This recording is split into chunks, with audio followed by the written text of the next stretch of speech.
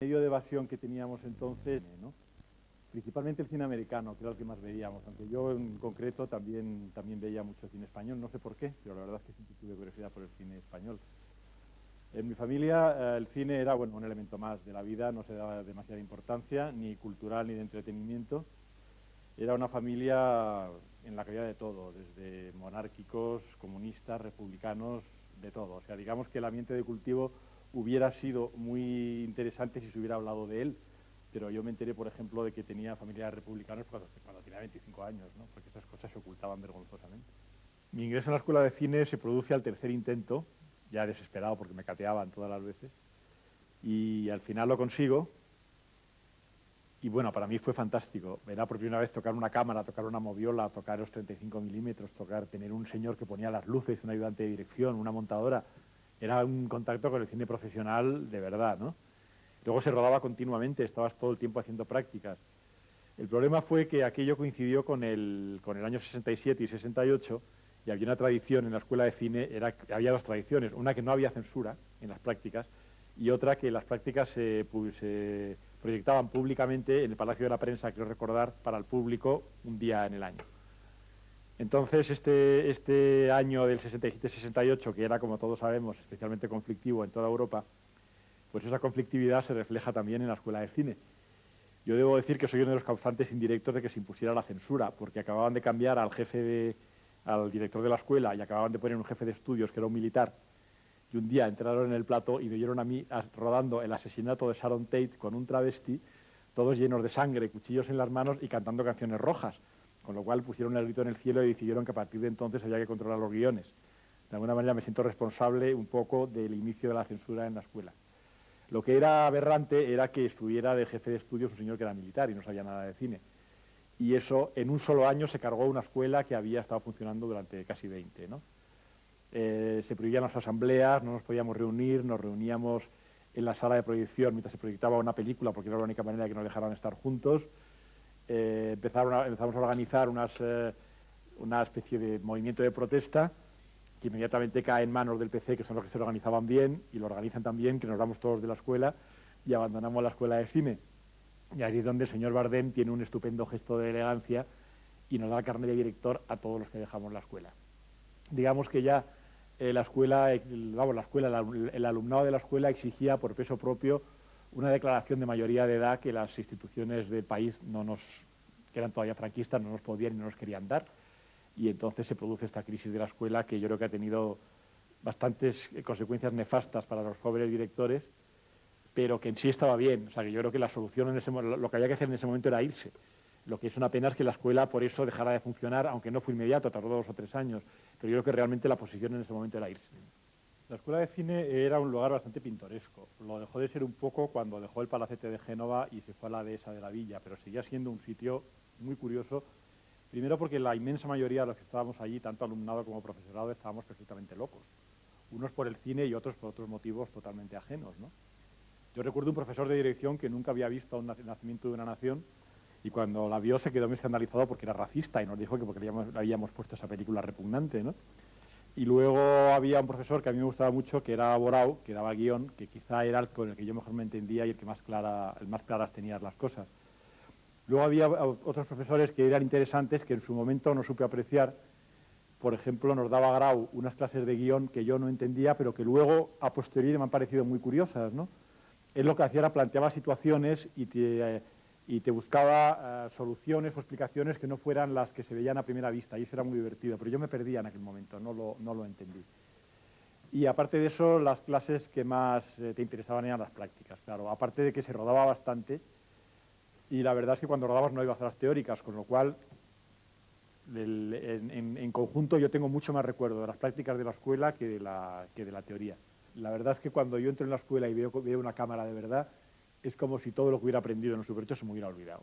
Ya no llevas tú la cámara en la mano, con lo cual tienes que estar transmitiendo tus intenciones a un operador. Todo se desparrama muchísimo y lo que había llegado a ser tan fácil se convierte otra vez, para mí, en dificilísimo, ¿no? Yo todavía recuerdo, no ya en la escuela, sino ya rodando mi primera película, Los viajes escolares, tenía de operador a José Luis Alcaine y yo colocaba la cámara, se empezaba a ensayar y a los 5 minutos me daba cuenta de que la cámara estaba mal puesta.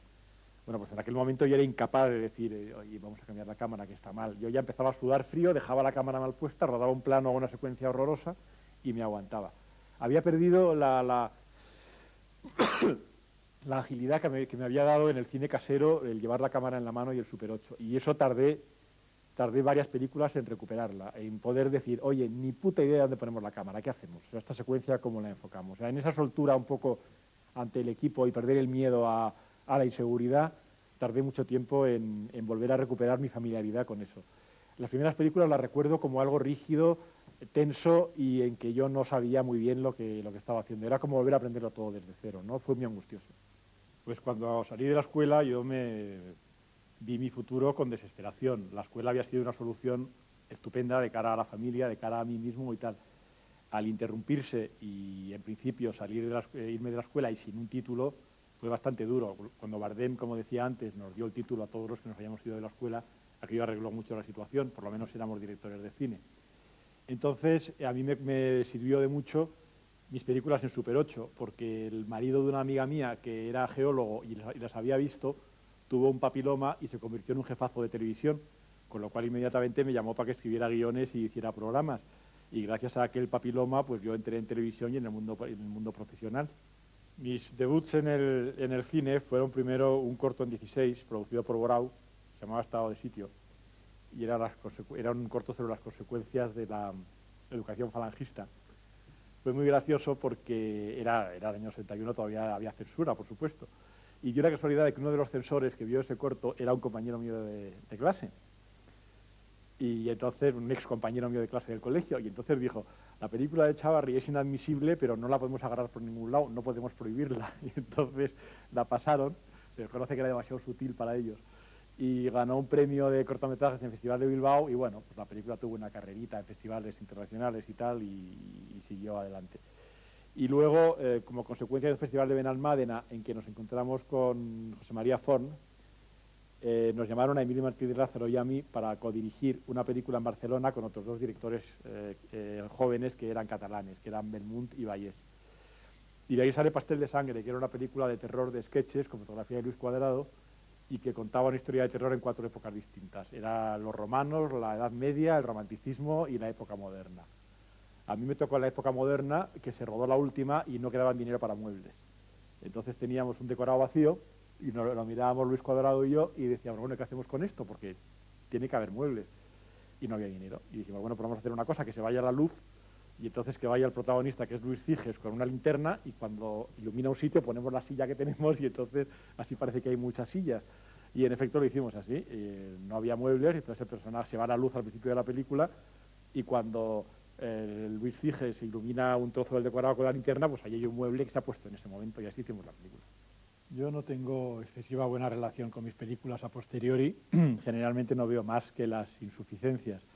Lo que de alguna manera me halaga y me gusta y me divierte es que lo que para mí son estas insuficiencias, haya gente que se conviertan en ambigüedades maravillosas y en misterios que hacen atractiva la película. Yo creo que esto es sacarle partido a un defecto y está muy bien. No sé si el partido se lo saco yo o los que ven la película, pero indudablemente alguien se lo saca, lo cual me parece perfecto. Yo creo que esas películas, que son casi todas al principio de mi carrera, que son un poco, digamos, la etapa de búsqueda, por dos motivos. Primero, porque dos de ellas son películas personales, que son hechas de verdad, partiendo de mí mismo, que son Los viajes escolares y El río de oro, y las otras dos son encargos de un productor muy especial e importantísimo para mí, que es Elías Querejeta, y que sí había una especie de criterio más o menos parecido en cuanto a las películas que íbamos a hacer, ¿no?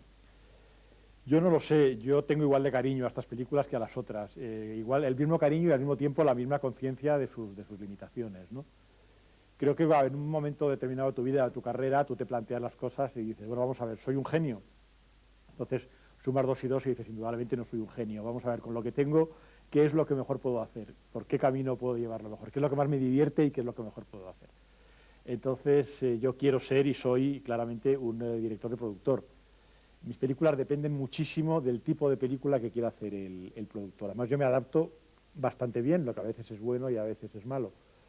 Pero indudablemente lo que ocurre ahora en este momento es que no hay un productor que te ofrezca una película como El desencanto a un Dios desconocido, como me pasó a mí en su momento, ¿no? En este momento no existe.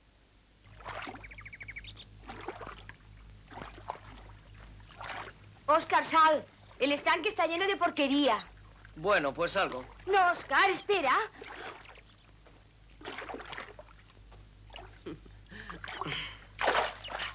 Mira, ya he salido.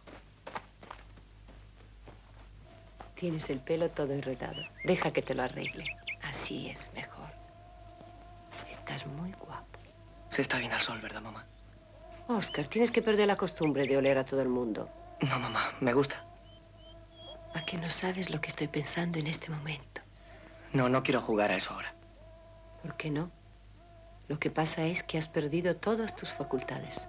No, de pequeño siempre lo adivinaba. Pero hace muchos años que no jugamos. Nunca hemos dejado de jugar.